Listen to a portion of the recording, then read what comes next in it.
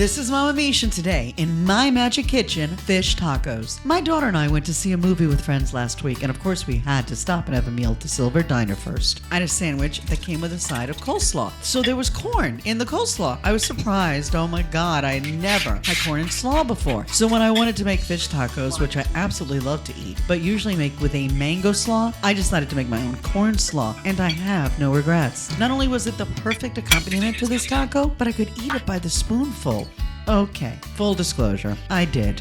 You will love this and add it to your repertoire.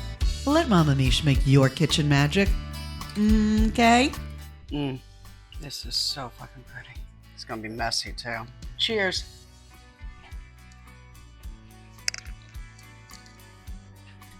It needs more of this deliciousness on it.